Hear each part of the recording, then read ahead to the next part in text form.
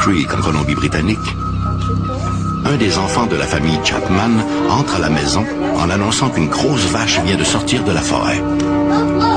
À la place d'une vache, Madame Chapman aperçoit une créature haute de 3 mètres dont le corps est couvert d'une fourrure sombre qui avance vers la maison. Ils prendront tous la fuite jusqu'au village de Ruby Creek en longeant la rivière Fraser. Vers 18h, de retour à la maison, M. Chapman retrouvera celle-ci désertée. Un baril de 45 gallons, où il gardait du saumon fumé, est vidé de son contenu. À proximité, des empreintes de pieds de 40 cm de long.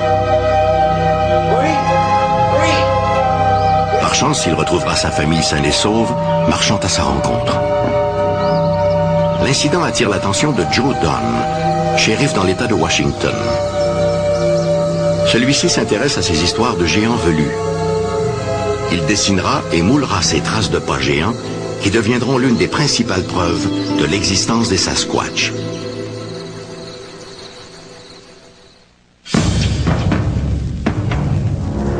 En 1967, Roger Patterson et Bob Gilman capturent ces images qui nous prouvent l'existence de ce que les Amérindiens appelaient le Sasquatch.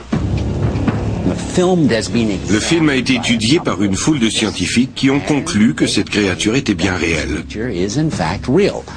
Mais il est vrai aussi qu'il y a eu de nombreuses affirmations contraires. Néanmoins, pour l'heure, toutes les études menées sur le film s'entendent à dire qu'il s'agit bel et bien d'un Bigfoot. Bigfoot pour certains, Sasquatch pour d'autres, le mythe semble devenu réalité. Si le nom de la créature diffère, la description qu'en ont fait les témoins est toujours la même, peu importe l'endroit où l'on se trouve. Le phénomène du Sasquatch est très intriguant. On le retrouve à peu près dans toutes les provinces canadiennes et dans presque tous les États américains. Pourtant, et c'est le cœur du problème, malgré cette grande répartition, la créature ne laisse que très peu de traces derrière elle. En tant que biologiste de la faune, je dépends des empreintes que laisseraient par exemple des mammifères pour estimer leur nombre dans une région donnée. Nous ne voyons pas souvent d'ours ou d'autres petits mammifères parce qu'il s'agit surtout d'animaux nocturnes. C'est pourquoi nous dépendons des empreintes. Un premier témoignage nous vient de l'explorateur David Thompson, qui affirme avoir découvert près de Jasper en 1811, sur les pentes enneigées d'un glacier, toute une série d'empreintes géantes.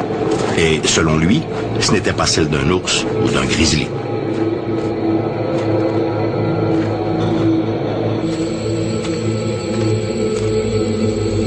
Mais depuis ce temps, tous les cas rapportant des traces de pas géants n'ont pas toujours été dignes de foi, car nombreux sont ceux qui ont cherché la gloire et la popularité en créant eux-mêmes ces pieds géants sculptés dans des plaques de bois.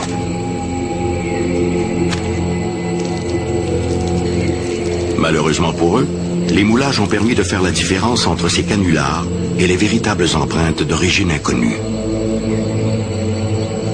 Il n'en demeure pas moins que selon les experts, il faudrait imaginer une créature d'environ 300 kilos pour laisser derrière elle des empreintes si troublantes.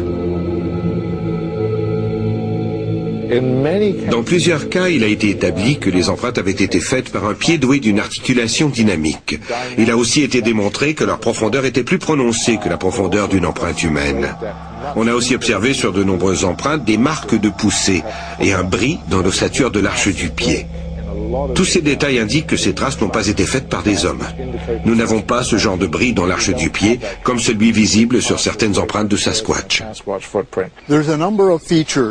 Ces moulages présentent de nombreuses caractéristiques montrant différents aspects dans l'anatomie du pied du Sasquatch. L'un d'eux est le gros orteil légèrement en retrait, une caractéristique propre aux primates. Dans d'autres moulages faits dans un sol mou, on peut voir des lignes très fines. Ce sont des crêtes dermiques, une caractéristique que l'on retrouve aussi chez les humains, dans les empreintes digitales ou les empreintes du pied. Il y a aussi d'autres éléments comme des lignes en forme de croissant qui indiquent une flexion du pied. Ce sont là des détails que très peu de gens auraient pu savoir, ni même un grand nombre de zoologues. Oui, en définitive, ces empreintes sont très convaincantes. Les sceptiques sont encore nombreux. Ils exigent des preuves plus tangibles que de simples moulages de pieds géants.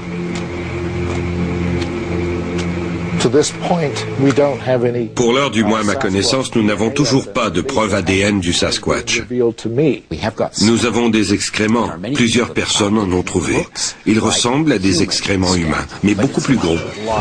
Et l'analyse des échantillons montre qu'ils contiennent des poils et des restes de rongeurs.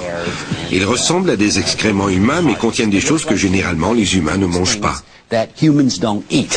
Le docteur Fahrenbach a obtenu plusieurs échantillons de poils prélevés sur les lieux de rencontre avec des Sasquatch. Ces poils ne correspondent à aucun primate connu jusqu'à maintenant. C'est très encourageant. C'est un premier pas. En admettant le fait que des groupes de Sasquatch vivent dans les forêts d'Amérique du Nord, comment expliquer qu'à ce jour, aucun cadavre n'ait été retrouvé? Sur la côte du nord-ouest Pacifique, nous avons un sol très acide. Il y a aussi tout un lot d'animaux charognards. Cela va des petits rongeurs comme les souris ou les mulots, aux plus grands prédateurs comme les loups, les coyotes ou les ours. Ces animaux dévorent les carcasses. En très peu de temps, il ne reste plus rien. Je n'ai jamais rencontré un seul chasseur d'ours qui disait avoir vu une carcasse d'ours, même après avoir passé 20 ou 30 ans à chasser. Nous ne savons pas non plus si les Sasquatch n'ont pas des rites pour disposer de leurs morts. Nous ne trouvons pas de Sasquatch parce que personne ne les cherche vraiment. Si vous survolez le Canada et vous regardez par les hublots, vous verrez qu'il y a des milliers de kilomètres carrés où il n'y a absolument rien. Il n'y a personne. Personne pour chercher. À la base, la situation est simple. On ne trouvera jamais le Sasquatch si personne ne le cherche. Et je parle ici d'une recherche intensive. Jusqu'à ce jour, le refus de la communauté scientifique de s'intéresser à la possible existence du Sasquatch est-il réellement justifié par la faiblesse des preuves ou par la force des préjugés? Jusqu'à présent, la réaction, c'est de dire « Ah non, il doit s'agir d'un ours qui marche sur ses pattes de derrière », quand on ne tombe pas simplement dans l'idée du canular et qu'on rejette tout. Je trouve cela très malheureux. Mais les choses s'améliorent. Le sujet progresse et certains de mes collègues commencent à s'y intéresser. Le Sasquatch pourrait se révéler une toute nouvelle espèce, quelque chose à mi-chemin entre les pongidés et l'espèce humaine. Personnellement, je crois que le Sasquatch se situe plus près de l'espèce humaine que des pongidés.